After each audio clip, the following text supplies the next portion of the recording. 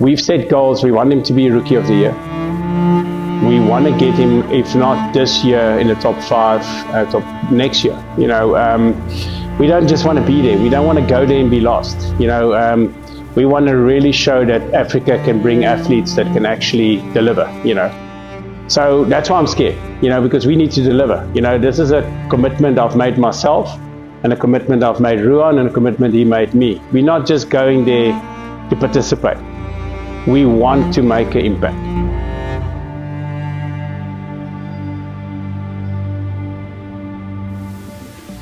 There are 600 points available across the weekend.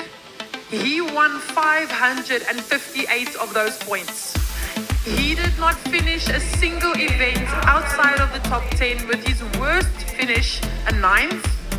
He took 3 first place finishes, a 4th and a 3rd. Let's make some noise for our first place winner, Ruan Potgieter.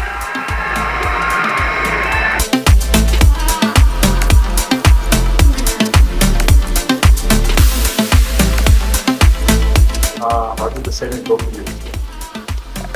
As good as it could. I was trying to work hard and expecting to take first place, and it went exactly as hoped.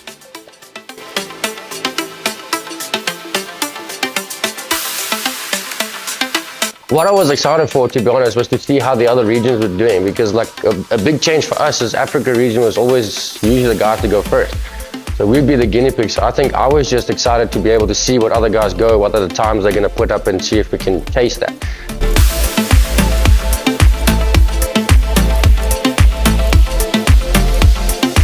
I was very excited to kind of showcase that I can also put up a top time, not just for our region, but hopefully something that's in contention for other regions.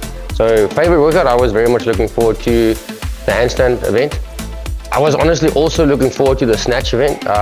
Being one of the smaller guys in the field, I was working on strength a lot, and I've always struggled to kind of like crack the top 10 in the strength event, and that's always been like a downfall, costing me points on the leaderboard.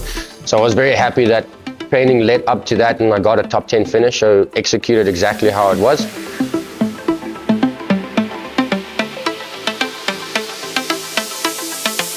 I was least excited for the second event, the first event of day 2, purely because like in the top 10 guys in the Africa region, all of them are big dudes. For us, planning that was the hardest workout. Keep in mind, he had to front squat 100 kilograms and 82 kilograms body weight, and the levers are a hell of a long. You know, he's a tall guy. In my head, I thought those guys are not going to have any struggle squatting that weight. I thought they were going to move very quickly. I thought they're also going to have big sets on the toaster bar. So I was nervous just to be able to try and keep up with them. So that was for us being planned to be the worst workout. And he just broke it, you know. So there was a lot of emphasis on, like my coach and I was spoken about back and forth all the time, about moving weights. Me being a smaller guy, I've got to work on moving weights. I've got to work on moving weights. So the programming, everything, volume was just so much that when we got on the competition floor, and after the first event, after the first round of event 2, felt very, very good. And that's just a testament to my coach knowing what he's doing and the hard work we put in together. So I felt, after the event, I felt the most happy about that one, because I was the most nervous for that one. Could really see it in the athletes in the back. I could see everybody in cool down area, the way they were talking, the way they were looking, the way they were talking to me. It was, the guys couldn't comprehend how well he did there. They were shocked. It's a significant win. We wanted to send a statement, you know, we didn't just want to win, we wanted to dominate, you know. And when I say us, it's, you know, me and Ruan discuss these things intimately. I feel like the games guys are listening. So if I stay comfortable and don't try, push, even till failure, sometimes I'm not going to grow. So the overseas guys are so strong, and even so many African guys here are so strong. I have to try to push where I'm failing more often than not.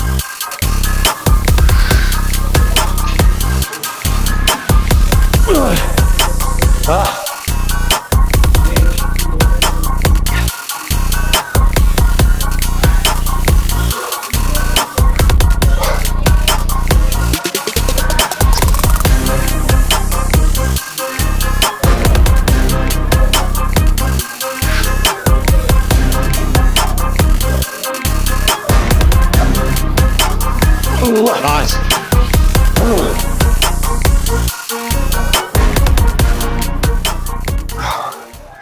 What does it mean to you to go to the CrossFit Games? It's a lifelong dream. This is technically my 9th year working towards the game, so it's been a long process, but with the community, family, friends, everybody,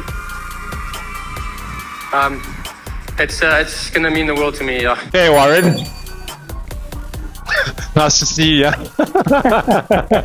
Good to be here. Yeah, are you training Ruan today? A little bit, yeah. Trained with him yesterday and today, but I like to say training in the same premises as him, but not with him. The man is the animal. Okay.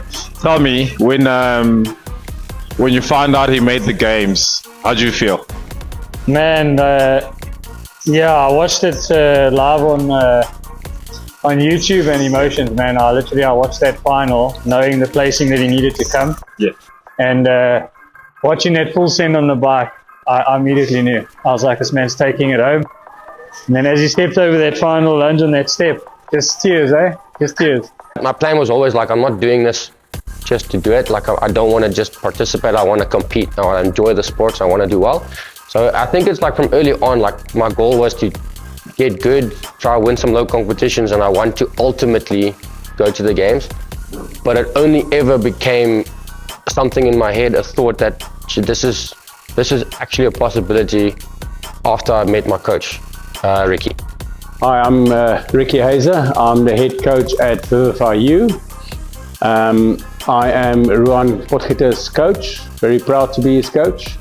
Vivify is a high performance center. We've got probably about 4 high performance centers around the country, focusing on athletes in all types of sports. We're currently managing about 90 elite athletes, including Olympians, world champions, and Africa champions. Being me motivated to do this comes a lot from my dad. Like how I did sports in school. I didn't know sports in primary school. I was a couch potato. I was doing homework and playing games. That's it. And then when I started to do sport, my dad brought the mentality into me, saying, if you do this, you're doing this to finish. And I don't care if you break a bone, I don't care if you hurt your leg, I don't care if you cry, you will finish what you start. Son, you know, once you start, there's no going back. I know. This means total commitment. Once you begin the path, there is no leaving the path. And that kind of mentality has carried through with me with all the years through CrossFit. And then I think when I met Ricky, it just kind of got amplified because we share the same type of mindset to sport and competing.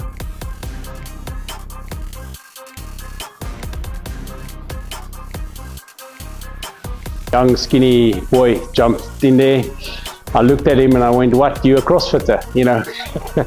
But all new, brilliant guy, gymnastics. Everybody admired how well he was around gymnastics and so on. We started chatting. I offered to tested him, and it was the second lowest VO2 max I've ever tested, you know, 28. My grandmother is fitter, you know.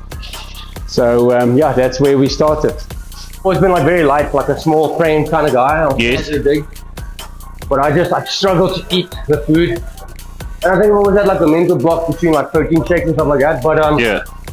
after chatting to my coach and going for like a metabolic scan to check what my body's burning and how it's burning it or whatever, it was like a wake-up call. If I don't fix eating, I'm not going to be able to Yeah. compare with the guys overseas. And like I said, like previously, or even in podcasts, I was speaking to Al from Fit Like Africa. Like, Yes, I don't yes. want to try go to the games to just participate. I want to compete. So went up in the calories quite a lot. I think I went from like honestly like 3,000, 3,500. I'm eating 5,000 now, and I picked up about 2.5 kilos. So I'm sitting about 85 kilos now. 5,000 calories a day. 5,000 calories a day. Yesterday I pushed it a little bit. I think I went to like 5.3, 5.4. Yeah. I had an extra meal. So that for me is going really, really well. Is anyone helping with your nutrition? My dad, every Sunday, Yeah. 3 hours at my dad's house, prep the whole week's food, and then my wife every night makes big portions of dinner. Yeah. So that helps a lot. Without Ricky, I would never be where I am now. My wife, especially after meeting Ricky, and she's like the first time, this guy looks a bit hectic. Like I think you're gonna do well with him. Like you should listen to what he said. One thing I always look out is how coachable an athlete is, you know, and the first time I explained to him where he found himself when we did the test, like, we could clearly see where his problems were.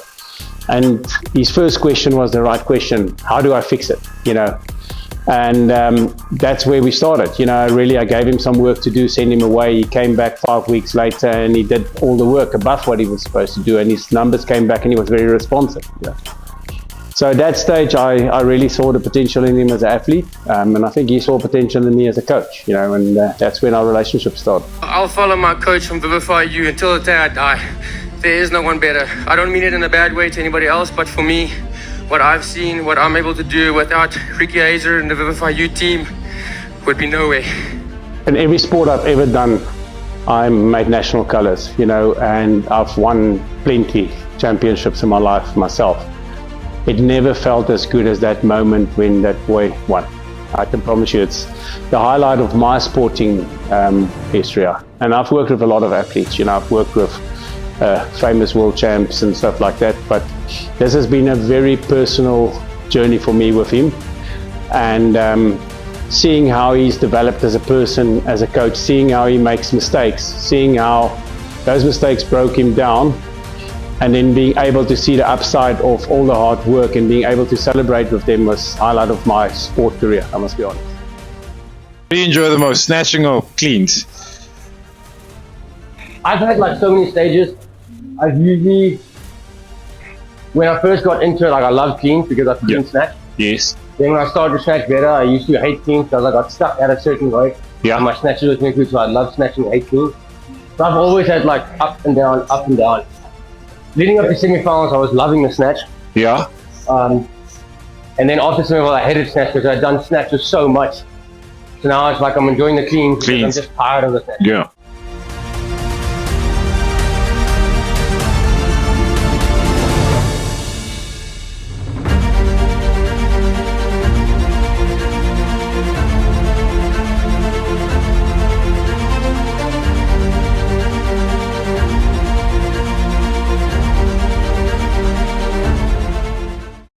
CrossFit is probably one of the toughest sports in the world, and the reason for that is purely you can be so damn good at everything but fail at one thing and fail badly and you're out, you know. So we always had a problem with his carrying weight, you know, what he can carry around, so we had to get his technique better, you know. So there was very bad moments, you know, where I mean, last year semis wasn't good for us, you know. One mistake, I mean, he made one mistake, otherwise he would have been going to the games, you know. It was very close last year. We knew he was ready, and that's why this year for us, we trained knowing he's going to the games.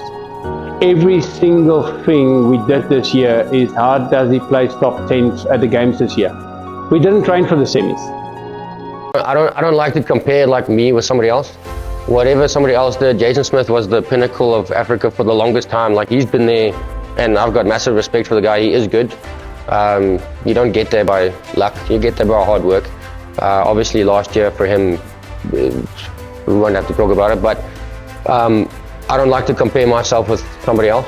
And that was a big lesson that I learned with my dad, and especially Ricky when I started. Like, I'm not comparing myself to what they did in their time. What they did, I'm happy for him, he did great. I'm gonna go there and just give my best, and that's what I always do.